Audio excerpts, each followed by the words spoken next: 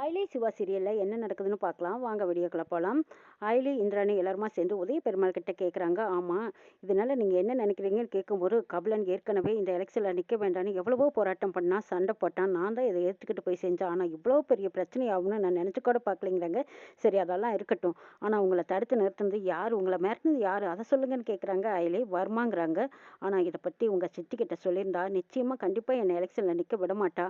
சரி, நின்னே பார்க்கலான்னு தான் நானும் நின்னேன். ஆனா வர்மா இந்த அளவுக்கு என்ன மிரட்டி என்ன அசிங்கப்படுத்துவான்னு நான் நினைச்சு பார்க்கலைங்கிறாங்க உதய பெருமாள். அப்போ சிவா, அயலி ரெண்டு பேரும் போதுமாமா, இந்த அளவுக்கு எங்களுக்கு தகவல் சொல்லிட்டீங்கல்ல, வர்மாவை நாங்க பாத்துக்கிறோங்கிறாங்க. இந்திராணி அயலி கிட்ட, நீ எப்படி பாத்துக்குவ? வர்மா எவ்வளவு பெரிய ரவுடி, அவங்கிட்ட நீ போய் மோத முடியுமா? என்ன அயலி, யோசிக்காம இப்படி பேசுறியான்னு கேக்குறாங்க இந்திராணி. ஐயோ அண்ணி, இந்த பிரச்சனை இதோட முடிஞ்சிருச்சுன்னு நினச்சிக்கோங்க. அம்மாவுக்கு தெரிஞ்ச போலீஸை வச்சு தான் நான் மருமாவை இப்படியே அடக்க போகிறேன். நீங்கள் ஒன்றும் கவலைப்படாதீங்க, நாங்கள் பார்த்துக்குறோங்கிறாங்க அயலியும் சிவாவும். ரவி காப்பி போட்டு எடுத்துகிட்டு வராங்க. இந்த வீட்டில் நடக்கிற பிரச்சனையில் ஒரு டம்ளர் காப்பி போடக்கூட ஆள் இல்லை. சரி, நம்மளே போட்டு எடுத்துக்கலாம். அடிக்கிற வெயிலுக்கு இதமாக காப்பி குடிச்சா தான் நல்லா இருக்குன்னு காப்பி எடுத்துகிட்டு வராங்க. அப்போ வெளியில் பார்த்தா பெரிய ட்ரம் செட்டெல்லாம் வச்சுட்டு நல்ல சரியான கோலாகலமாக இருக்குது. என்னடா இது, இந்த காப்பி கூட குடிக்கிறதுக்கு விட மாட்டேங்கிறாங்களே, வெளியே என்னதான் நடக்குன்னு தெரியலையேன்னு வெளியில வந்து பாக்குறாரு. ரகலமா ட்ரம் செட் எல்லாம் வச்சு சிலைய நல்லா ஆட்டம் பாட்டத்தோட உதய பெருமாளுக்காக ஓட்டு கேட்கறாங்க. மேலதாள சத்தம் கேட்டதும் குடும்பத்துல இருக்கிற அத்தனை பேரும் வெளியில ஓடி வந்து பாக்குறாங்க. இங்க பார்த்தா ஆட்டம் பாட்டம் கொண்டாட்டமா இருக்கு. இதை பார்த்து இந்திராணி சத்தம் போடுறாங்க. போது நிறுத்துங்க, மேலதாளம் வச்சுக்கிட்டு ஆடிக்கிட்டு இருக்கீங்கன்னு கேக்குறாங்க. இதெல்லாம் ஒரு சந்தோஷம் தான், ஒரு எனர்ஜிங்கிறாங்க செலியன். போது நிறுத்து, இன்னும் மேலதாளம் வச்சு இந்த குடும்ப மானத்துக்கு எடுக்கலான்னு பார்த்துட்டு இருக்கியா? இவ்வளவு நாளா இருந்த இடம் தெரியாம இருந்துட்டு இருந்தோம், இப்ப மேலதாளம் வச்சு விளம்பரப்படுத்திட்டு இருக்கியான்னு செல்வநாயகி ஒரு பக்கம் திட்டுறாங்க. இந்த சனி நாள யார் ஏற்பாடு செஞ்சதுன்னு காளியப்பன் கேக்குறாங்க. இதெல்லாம் ஒரு காரணத்துக்காக தான் நான் ஏற்பாடு செஞ்சிருக்கேன், தெரியாம பேசாதீங்கிறாங்க செலியன். என்ன காரணத்துக்கு இப்படி ஒரு ஏற்பாடு பண்ணி வச்சு தொலைச்சிருக்கேன்னு கேக்குறாங்க. பெரிய மாமா தான் எலெக்ஷன்ல நிக்கிறதுன்னு உறுதியாயிடுச்சு. அதுக்கப்புறம் நம்ம அடுத்த கட்ட வேலையை பார்க்க வேண்டியதுன்னா, அவருக்காக நம்ம ஓட்டு கேட்கலாம், அவரை ஜெயிக்க வைக்கலாம். நீங்களும் முடிஞ்சா வந்து கலந்துக்கோங்கன்னு கூப்பிடுறாங்க. இன்னும் எலெக்ஷனுக்கு 10 நாள் இருக்கு. பிரச்சாரத்துக்கு போக வேண்டாமா? வாங்க எல்லாரும் போலாம் அப்படின்னு கூப்பிடுவோம். என்னடா பிரச்சாரத்துக்கு போகணும்னு இவரு உங்ககிட்ட வந்து சொன்னாரான்னு செல்வநாயகி கேட்குறாங்க. அட ஆமாங்க, இந்த ஏற்பாடெல்லாம் யார் பண்ணாங்கன்னு நினைச்சீங்க? எல்லாம் மாமா தான் பண்ணாரு. அங்க உதய பெருமாள் வர்றாங்க. அடடா, மாமாவே வந்துட்டாரு. வாங்க மாமா, வாங்க வாங்கன்னு செலியன் உதய பெருமாளை இழுத்து பிடிச்சு கழுத்துல ஒரு துண்டையும் போட்டு, வாங்க மாமா நம்ம பிரச்சாரத்துக்கு போலாம். ஒவ்வொரு இடத்துலையும் எலெக்ஷனுக்காக நம்ம ஓட்டு கேட்கணுமா? இப்பதான் உங்க முகத்துல அப்படியே எம்எல்ஏங்கிற பிரகாசமே தெரியுது. சரி, நீங்க வந்து யார்கிட்டயும் ஓட்டெல்லாம் கேட்க வேண்டாம். நீங்க ரிஸ்க் எடுத்து யார்கிட்டயும் பேசவும் வேண்டாம். ஒரு கும்பிடு மட்டும் போட்டு வைங்க, பின்னாடி நாங்க பேசிக்கிறோங்கிறாங்க. வாங்க போலான்னு கூப்பிடும்போது செல்வநாயகி வந்து, எங்க நல்லா யோசிச்சு பார்த்து இந்த முடிவு எடுத்தீங்களான்னு கேட்கும்போது ஆமாங்கிறாங்க உதய பெருமாள். பிரச்சாரத்துக்கு நான் ரெடி ஆயிட்டேன். என் மேல உங்களுக்கு எல்லாத்துக்கும் உண்மையான மரியாதையும் மதிப்பு இருந்தா என் பின்னாடி வாங்கன்னு சொல்லிட்டு போறாங்க. வேற வழியே இல்லாம குடும்பத்தார் அத்தனை பேரும் உதய பெருமாளுக்கு பின்னாடி போய்கிட்டு இருக்காங்க. உதய பெருமாள் வெளியில போய் ஓட்டு கேட்குறாங்க. இந்த தொகுதிக்கு என்னெல்லாம் தேவையோ அதெல்லாம் நான் செய்யறேங்கிறாங்க. ஐயா, இதெல்லாம் நீங்க சொல்லித்தான் நாங்க தெரிஞ்சுக்கணுமா என்ன? செங்கோட்டு வேலவர் குடும்பத்துல ஒரு வாக்கு கொடுத்தாங்கன்னா அது எப்படி நிறைவேற்றுவாங்கன்னு எங்களுக்கு தெரியாதா? எங்க ஓட்டு எல்லாம் உங்களுக்கு தானுங்கிறாங்க.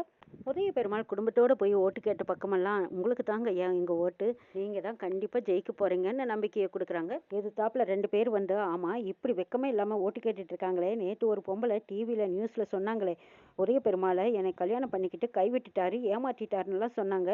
ஆனா அந்த அம்மா சொன்னதெல்லாம் உண்மையா பொய்யோ? ஆனா பொய்ய கூட இவங்க உண்மையாக்கிடுவாங்க, பொய்யாக்கிடுவாங்க. பெரிய ஆளுங்கன்னா அப்படித்தான்ப்பா இருப்பாங்க. இப்ப பாரு, எலெக்ஷன்ல நின்று ஜெயிச்சுட்டாங்கன்னா அப்புறம் அட்ரஸே இல்லாத அளவுக்கு பண்ணிடுவாங்க. தில்லுமுழுத்தனம் கேப்பு மாதிரி தனம் எல்லாம் இப்படி எலெக்ஷன்ல பேரோட வந்து நின்னதுக்கு அப்புறம் எல்லாம் மறைச்சிடுவாங்க. இப்படி எல்லாம் கேவலமா பேசிட்டு இருக்காங்க. அரசியலுக்குன்னு வந்தா எல்லாமே பார்த்து தான் ஆகணும், சலிச்சுக்க வேண்டியதா அப்படின்ட்டு எல்லாரும் மறுபடியும் முன்னேறி போகும்போது அங்க ஒருத்தர் பிரஸ் மீடியா எல்லாருமே தயாரா இருக்காங்க.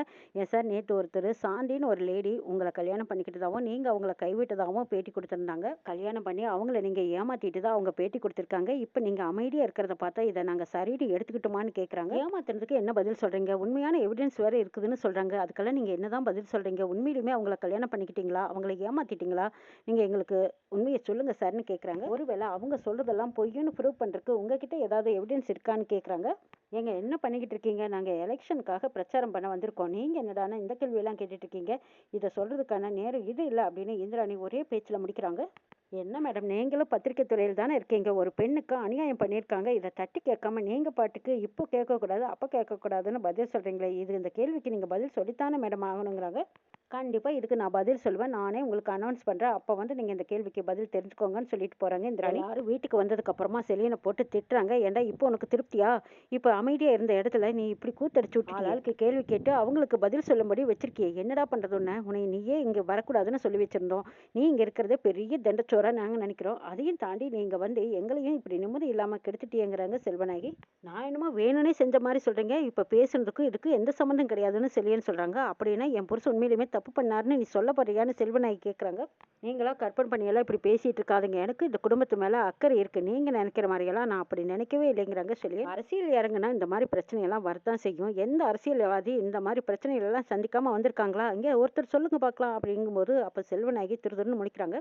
பிரச்சனை வராமையெல்லாம் அரசியல் பண்ணவே முடியாது. மாமாவுக்கு ஒரு பிரச்சனை வந்தால் நம்ம எல்லாரும் ஒன்று சேர்ந்து தான் அதை சரி பண்ணணும். மாமா இதை விட பெரிய பெரிய பிரச்சனையெல்லாம் சந்திக்க வேண்டியதாக இருக்கும். இந்த சின்ன விஷயத்துக்கெல்லாம் இப்படி உடஞ்சு போய் வந்திருந்தா எப்படி? எங்க மாமா ஒரு நாளோ 2 நாளோ இந்த பிரச்சனையை சரி பண்ணிடலாம். ஆனால் எல்லா பிரச்சனைக்கும் சரிக்கு சரியாக நிற்கிறேன்னு தானே நீங்கள் இந்த அரசியல் களத்தில் இறங்குனீங்க. இப்பயே இடிஞ்சு போய் வந்திருக்கீங்க. எலெக்ஷன் முடியிற வரைக்கும் அதே தைரியத்தோடு இருங்க அப்படின்னு சொல்லிட்டு இருக்காங்க செலியன். அண்ணி நீங்களும் இப்படி இடிச்சு போனேன் எப்படி? மாமாவுக்கு வந்த பிரச்சனை நம்மளுக்கும் கஷ்டமாக தான் இருக்கும். ஆனால் நீங்களே இப்படி ஒதுங்கினா எப்படி? பிரச்சனையை வளர விடாமல் செய்யணும்னா நம்ம தான் அதுக்கான முயற்சி இருக்கும். நீங்களே இப்படி உடஞ்சு போயின்னா நாங்கள் என்ன செய்யறது? நீங்கள் தானே எதிர்த்து நிற்கணுங்கிறாங்க ஐலி. என்னால் முடியலையே ஐலிங்கிறாங்க இந்திராணி. இத்தனை வருஷமாக இந்த குடும்பத்துக்குன்னு ஒரு மரியாதை கௌரவமாக இருந்துச்சு. எங்கள் அப்பா தாத்தா காலத்துலேருந்து எல்லாம் சேர்த்து வச்சாங்க. நானும் எங்கள் சித்தப்பாவும் இந்த குடும்ப கௌரவத்தை எப்படியெல்லாம் காப்பாற்றிட்டு வந்தோம் தெரியுமா? ஆனால் ஒரே ஒரு நியூஸால் இந்த குடும்ப மானம் கௌரவம் எல்லாமே சுக்குநூறாக உடஞ்சி வீணாக போச்சு. வெளியில் போய் பார்த்தா இப்படி கேவலமாக அசிங்கமாக கேள்வி கேட்குறாங்க. என்னால் எப்படி நார்மலாக இதை ஏற்றுக்கிட்டு இருக்க முடியும் சொல்லு பார்க்கலான்னு இந்திரனை கேட்கும்போது ஐலியும் சிவாவும் ஒன்றும் பேச முடியாமல் நிற்கிறாங்க. யாரும் எங்கள் குடும்பத்தை பற்றி தரகுறவாக பேசுனதே கிடையாது. ஆனால் கூட இருந்தவங்களே பேசுகிற அளவுக்கு ஆயிப்போச்சு பார்த்தியா? எங்கள் சித்தப்பா இதுக்கு முன்னாடி யார் முன்னாடியும் தலை குனிஞ்சது கிடையாது. ஆனால் இன்னைக்கு அந்த ஒருத்த கேள்வியால் இப்போ தலை குனிஞ்சு நிற்கிறாங்க. நானும் இந்த பிரச்சனையை சும்மா விட போகிறதில்ல. அந்த லேடி எங்கே இருந்தாலும் சரி ஆளுகளை விட்டு அவங்கள இங்கே கூட்டிகிட்டு வர சொல்ல போகிறேங்கிற. எப்படி கேட்டாலும் உண்மையை ஒத்துக்க மாட்டா. ஆனால் கேட்குற விதத்தில் கேட்டால் அவள் ஒத்துக்குத்தானே ஆகணுங்கிறாங்க. ஐயோ அண்ணி நீங்கள் அவசரப்படாதீங்க. தயவு செய்து அந்த லேடிவெல்லாம் நம்ம வீட்டுக்கு கூட்டிகிட்டு வர சொல்லாதீங்கிறாங்க ஐலி. என்ன ஐலி பேசுகிற? ஏன் கூட்டிகிட்டு வர வேண்டாம்? இப்போ எலெக்ஷன் டைமில் அந்த லேடியை கூட்டிகிட்டு வந்து உண்மையை சொல்ல வச்சாலும் அது பிரச்சனையை பெருசாக்குமே தவிர அதுக்கு ஒரு தீர்வு கிடைக்காதுங்கிறாங்க ஐலி. இதை எப்படி தடுக்கலாம்னு யோசிக்கலாங்கிறாங்க. சீக்கிரமாக அதுக்கு ஒரு முடிவு தெரிஞ்சால் தானே சித்தப்பா வெளியில் போனாலும் அவங்க தலை நிமிர்ந்து வர முடியுங்கிறாங்க இந்திராணி. ஒரு விஷயத்தை மட்டும் நம்ம சரி பண்ணிட்டா போதும். ஆனால் இதுக்கு வேற ஏதாவது சொல்யூஷன் இருக்கான்னு கேட்குறாங்க இந்திராணி. இருக்குதுங்கிறாங்க. ஐடியா சேனல் ஒன்று இருக்கங்காட்டித்தானே அவங்களும் 8 மணிக்கு இப்படி ஒரு நியூஸை பரப்பி விட்டாங்க. நம்மகிட்டயும் சேனல் இருக்கல்ல, நாமளும் லைவாக ஏதோ ஒரு நியூஸை போடுவோம். மாமா உண்மையை அந்த ப்ரோக்ராம் மூலமாக சொல்ல போகிறதா நீங்கள் எல்லாத்துக்கும் இன்ஃபார்ம் பண்ணுங்க நீ. அதில் 8 மணிக்கு அதுவும் லைவ்லையா? ஐயோ அது எப்படி அப்படின்னு இந்திராணி கேட்குறாங்க. எவிடன்ஸே இல்லாமல் எப்படி அதில் உண்மையை நிரூபிக்க முடியும்? சிவா வந்து சொல்கிறாங்க உண்மையை ப்ரூவ் பண்ண வேண்டியது எங்கள் பொறுப்பு. அதை பற்றியெல்லாம் நீங்கள் கவலைப்படாதீங்க அக்கா. எங்களை நம்பி நீங்கள் ரிஸ்க் எடுங்க, நாங்கள் பார்த்துக்குறோங்கிறாங்க சிவா. சிவா உங்களை நம்பி நான் சேனலுக்கு இன்ஃபார்ம் பண்ணிடுறேன்னு சொல்கிறாங்க இந்திராணி. அப்போது செலியன் வந்து இல்லை வேண்டாம் போது நிறுத்துக்கா, இது இப்படியெல்லாம் பண்ணாதீங்கிறாங்க. அவங்க 2 பேரும் ஏதோ முட்டாள்தனமாக பேசிகிட்டு இருக்காங்க. நீங்களும் சரிங்கிறாங்க. எப்படி தான் யோசிச்சு பார்த்தாலும் இது ஒரு சாதாரண விஷயம் கிடையாதுக்கா. குடும்ப கௌரவ சம்மந்தப்பட்ட விஷயம். நீங்கள் ஏதாவது செஞ்சு இன்னும் பிரச்சனையை பெருசாக வளர்த்து விட்டுருவாதீங்க, கொஞ்சம் அமைதியாக இருங்கிறாங்க கபிலன். இதோட விட்டால் காலப்போக்கில் மறைஞ்சிடும். ஆனால் இதையவே தோண்டி தோண்டி எடுத்தீங்க, திரும்ப திரும்ப நம்ம குடும்பம் தான் அசிங்கப்பட்டு நிற்குங்கிறாங்க. கபிலா நீ சொல்கிற மாதிரி இதை இப்படியே விட்டுட்டா காலப்போக்கில் அழிஞ்சிடும். ஆனால் திரும்ப திரும்ப இது வளர்றதுக்கு சான்ஸ் இருக்குது இல்லைங்கிறாங்க இந்திராணி. மற்றவங்க மறந்துடலாம், ஆனால் நம்மளுக்கு இது எப்போவுமே உறுத்திக்கிட்டே இருக்கும். இதுக்கெல்லாம் ஒரே வழி உண்மையை நிரூபிச்சா தான் நம்ம அமைதியாக இருக்க முடியுங்கிறாங்க. ஐலி சொல்கிறது தான் சரியாக இருக்குது. இன்னைக்கு நைட் 8 மணிக்கு லைவ்ல இந்த ப்ரோக்ராமை நான் அனௌன்ஸ் பண்ணுறதா சொல்ல போகிறேங்கிறாங்க இந்திராணி. அதை பண்ண வேண்டாம் சொல்லிருங்கன்னு சொல்லிடுறாங்க ஐலி. அடுத்தது ஐலியோட டீமே எல்லாரும் இந்த வர்மாவோட ஆக்டிங் ஏதாவது மாறி இருக்கான்னு கேட்குறாங்க. அப்படி இது வரைக்கும் எதுவுமே தெரியல, அமுக்கமா அமைதியாக பதுங்கிக்கிட்டு இருக்கான், என்ன செய்ய போறானோ தெரியலங்கிறாங்க சிவா. அந்த லேடியை வச்சு நம்மளை டைவர்ட் பண்ணிட்டு வர்மா வேற மாதிரி வழியில இறங்குவானோன்னு எனக்கு தோணுதுங்கிறாங்க சிவா. உங்க அப்பாவை எலெக்ஷன்ல நிக்க வேண்டாம்னு தடுக்கிறதுக்கு தானே இவன் இப்படி ஒரு ஏற்பாட்டை பண்ணியிருக்கான். இது தவிர வேற ஏதாவது நோக்கம் அவனுக்கு இருக்குமான்னு கேட்குறாங்க ஐலி. சிவாவும் ஐலியும் பேசி போயிட்டு இருக்கும்போது அப்போ ரேஸ்மா வந்து ஜீப்புக்கு முன்னாடி வண்டியை நிறுத்துறாங்க. அப்போ இறங்கி வந்து என்ன ரேஸ்மா என்ன நினைச்சிட்டு இருக்கேன், இப்போ எதுக்கு வண்டியை கொண்டு வந்து குறுக்க போட்டு நிறுத்திருக்கேங்கிறாங்க சிவா. நான் முக்கியமான ஒரு இடத்துக்கு கூட்டிட்டு போகணும், நீ வான்னு கூப்பிடுறாங்க. என்ன ரேஸ்மா இப்படி சொல்ற, முக்கியமான கேஸ் விஷயமா ஒரு டீமா போய்கிட்டு இருக்க, நீங்க என்னடா திடுதுப்புன்னு கூப்பிடுறியே, எப்படி வருதுங்கிறமான ஒரு இம்பார்ட்டன்ட் விஷயமா தான் நான் உன்னை கூப்பிடுறேன், நீ இதை பற்றியெல்லாம் யோசிக்கவே வேண்டாம், என் பின்னாடி வரப்போறியா இல்லையான்னு கூப்பிடுறாங்க ரேஸ்மா. அப்போ ஐலிக்கு கோவம் வருது. இதை பாருங்க சிவா, நாம முக்கியமான வேலையை போய்கிட்டு இருக்கோம், இவளோட விளையாட்டுத்தனத்துக்கெல்லாம் நீங்க தலை சாச்சிட்டு இருக்காதீங்க, வாங்க போலான்னு கூப்பிடுறாங்க ஐலி. சிவா இப்போ உங்களால வர முடியுமா முடியாதாங்கிறாங்க. சரி ரேஸ்மா ஏதோ முக்கியமான விஷயமா கூப்பிடுறா, நான் போய் பார்க்குறேன்ட்டு போயிடுறாங்க. அப்போ ஐலிக்கு சிவா மேலே சரியான கோவம் கடுப்பா இருக்காங்க. முக்கியமான ஒரு விஷயத்தை பற்றி தான் கண்டுபிடிச்சிருக்காங்க. அதை வந்து ஐலிக்கிட்ட சிவா சொல்லிட்டு இருக்காங்க. நேற்று ரேஸ்மா எதுக்கு என்ன கூப்பிட்டா தெரியுமா, டிவியில நியூஸ் பார்த்ததுக்கு அப்புறம் அந்த சாந்திங்கிற வழியே அவன் ஃபாலோ பண்ணி முக்கியமான டீட்டெயில் எல்லாம் கலெக்ட் பண்ணியிருக்கான். கிட்டத்தட்ட இந்த பிரச்சனை நம்மளுக்கு ஒரு முடிவுக்கு வந்துருச்சுங்கிறாங்க சிவா. என்ன எதுனே கேட்காம ரேஸ்மாவை இப்படி திட்டிட்டியேன்னு கேட்குறாங்க. சாரி என்கிட்ட ஒரு வார்த்தை சொல்லிட்டு போயிருக்கலாமலன்னு கேட்குறாங்க ஐலி. ரேஸ்மாவும் அவங்க செஞ்ச தப்புக்கு சாரி கேட்குறாங்க. சாந்தியை நான் கூட்டிட்டு வரேங்கிறாங்க.